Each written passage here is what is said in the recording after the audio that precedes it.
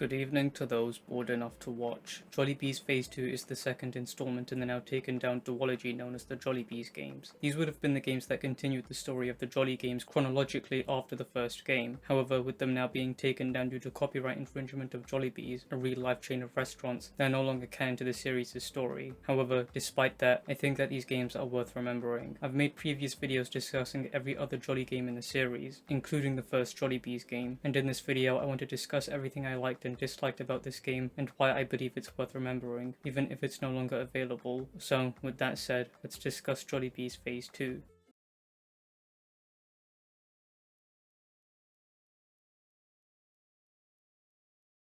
The previous game took place within a restaurant that eventually saw the protagonist, Justin Smith, be killed inside of a Springlock suit. All we knew is that Kevin Johnson had planned for this to happen, which leads to Jollibee's Phase 2. This game takes place sometime after the first, where Jolly's fantasy world was closed down due to health code violations and several of the restaurant's equipment was sent to a shipping facility, including the animatronics. In this game, you play as a night guard and worker of this shipping facility, and we need to move the boxes through the conveyor belts in an organized manner. In order to do so, you need to play a short minigame that sees you connecting two separated conveyor belts depending on the label of the box. The amount of boxes you do this for increases as the game proceeds. In night 1 you need to do this for 50 boxes. In night 2 this is increased to 75. Night 3 and onwards sees you needing to do this for 100 boxes. While you do this, you need to watch for the animatronics as they try to make their way to the office. Because of this, you need to occasionally flash your light into the window to check for them. There are several tools at your disposal within the game, namely the cameras, the motion detector, the audio, and the hacking systems. The motion detectors simply tell you where the animatronics are. The cameras in this game aren't very useful since the conveyor belts are a blind spot and the animatronics can use them to get to your office faster. This is most likely to happen since you need to actually have them on for you to be able to move boxes. The audio lure is probably the most useful tool in the game, and the more you understand about the game's mechanics, the more you'll find yourself relying on it. This is because you can use the audio to lure every single animatronic in the game to wherever you placed the audio lure. You can do this continually until the system needs to be rebooted, with which you can go back to using the audio lure after repairing the system via the maintenance panel, which is separate to the panel showing the conveyor belts and other systems. Similarly, hacking allows you to take brief control of the animatronics and send them to wherever you want in the facility. I personally never made much use of any of these besides the audio lure, since once you know how to make proper use of this, you'll find yourself not needing to use anything else. This game appears to take a lot of inspiration from Freddy Fazbear's Pizzeria Simulator, as both of these games have their office sections be more oriented around the criteria for completion being based on whether a task is completed or not. Freddy Fazbear's Pizzeria Simulator was arguably, and more justifiably, more simple in its approach to this because that game's focus was split between the Pizzeria Tycoon sections and the office sections. Hence, its office sections didn't have as much depth since its simple approach allowed players who weren't interested in it to finish it quickly so they can focus on the pizzeria sections. In addition, that game also gave you the choice of how difficult you wanted the game to be, since you could just choose not to salvage any animatronics, which then meant you wouldn't need to watch for them in the vents during the office section. Jollibee's Phase 2 places more of a focus on this office section as the main gameplay loop. The game has somewhat of a steep learning curve since there's a lot you'll need to know about to optimally play the game to your liking. For example, before every night you'll be taken to a hub menu of sorts where you can choose to upgrade your systems. This is especially helpful for things like your flashlight, which, if you don't upgrade it, doesn't last very long and takes a long time to recharge. Upgrading it allows this cooldown to be faster, among other things. Additionally, you can upgrade things like your audio to ensure that it plays faster when you use it, and also so that you can use it for longer without it breaking down. I mainly focused on the flashlight since I found its short time period of usage to be somewhat annoying. I think that to some extent there are some things that should have been given to you from the start, with the flashlight and its enhancements from upgrading it being one of them. It's a core element for survival, and especially when animatronics can attack in direct succession to one another, being able to use the flashlight without any restrictions is essential. Especially for newer players, I think that it can be jarring and somewhat overwhelming to go from a game that was simple, understandable, and easy to get into to a game that has a lot more mechanics and systems to understand. I don't believe that Jollibee's Phase 2 is difficult to understand. I think that the fact that there's more to understand in general due to the game's greater focus on being task-based than time-based, that may be overwhelming to some. The game requires a lot more time to get into compared to the previous game, at least in my experience, and it's worth clarifying that I don't think that's a problem. Nonetheless, it's an interesting observation, particularly in the ways that the game tries to differentiate itself from its source material. All of the animatronics in the game work similarly to one another with some slight differences. For example, Popo and Yum need to be warded off by flashing your light at them if you see them at the window. Twirly, Jollibee, and Hetty will arrive at your window, and when you see them, you need to hide under your desk. Twirly and Jollibee will try to stare at you when you're beneath the desk, and you need to avoid their line of sight. Hetty will try to grab you, and you need to avoid her grasp. My main strategy for this game was to engage in a balancing act of using using the audio alert in the same spot while also ensuring that I move the boxes to their correct spot without making too many mistakes. To my knowledge, the game allows you to make 15 errors before you automatically fail the night. If you follow this strategy, you'll practically never run into any of the animatronics, with some slight exceptions depending on how long you take to use the audio alert or reboot the audio system. In general, I think that this game's office sections were more difficult to get into initially, but as I understood it more, I found myself appreciating it for what it tries to do. It tries to differentiate itself from its predecessor and try something new, and I think that it does it somewhat decently, as it provides a tense, fun, and engaging experience of its own. I think that the game also gives the player a lot more agency with how they want to proceed with the game. A big example of this is through the hub menu. If you'd like, you can pause your progression of the main 5 nights at any point from the first night onwards and instead focus on doing jobs to earn extra money, which you can then use to upgrade your abilities. I mainly focused on the flashlight and audio system since that is what I was making the most use of. I think that this is a really good way to give the player more agency in how they want to play the game, since they can just focus on the main 5 nights, or if they're struggling on a specific night, then they can grind for money to get the upgrades in hopes that they'll have a better chance of completing it. There's 4 of them in total, with the first being box transportation. This one sees you needing to pick up boxes and place them on shelves in an organized manner that corresponds to the number shown on the label. While you do this, you need to watch out for Popo, who will try to attack you from behind. When looking behind you, any sound of breathing is indicative that he's nearby, and you need to hold your breath and not shine your light at him. Box checking sees you needing to check the information on a box's label. If it's correct, you can send it through the conveyor belt. If it's incorrect, you need to reject it. While you do this, you'll need to check for Yum behind you. If you hear his breathing, you need to hold your breath and refrain from flashing your light. Printing sees you needing to print the correct label by stopping each number on its correct value. Each value will continually increase from 0 to 9, and you need to time yourself to ensure you stop it on the correct value. Whilst doing this, you need to watch for twirly and ensure you hold your breath and refrain from flashing your light if you hear breathing. Driving sees you needing to play a minigame on a monitor where you control a robot as it transports boxes to its correct spot depending on the label on the box. While doing this, you need to watch for Hetty inside a truck. You need to use your flashlight on her to ensure she doesn't proceed towards you. Jollibee is also in this minigame and will work similarly to the other animatronics in the other job minigames. You need to hold your breath and refrain from flashing your light if you hear breathing. I thought that these minigames were simple and easy to understand, which made them easy to get into. They're shorter and simpler games to play if you need money or just want a break from the main game. As far as I'm aware, this game only has a single ending. After completing the 5th night, a voice memo will play from Kevin Johnson, who will document the fact that he's dying and that in an attempt to live on, he's ordered the Soul Captivation Project, which is his attempt to transfer his consciousness to an animatronic. The animatronic in question is Hetty, and the game ends with her jump scaring the player.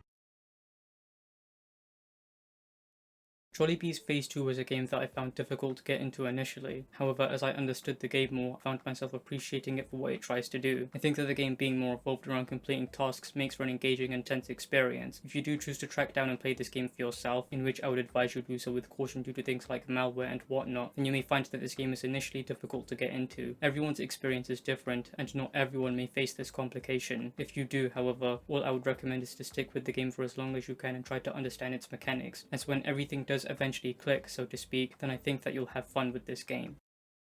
So there's the video. I hope you all enjoyed it. I apologize if there's any issues with audio in this video. I'm hoping that they don't carry over into the next. If you want to view the list of games I want to make videos about in the future, then you can always do so through the link in the description. Additionally, if you want to follow me, then my socials will be linked in the description, as well as any afterthoughts or messages I may want to add. With that, I haven't really got much else I want to say, so I'll see you all in my next video. I hope you all enjoyed the video, and I wish you all a very pleasant evening.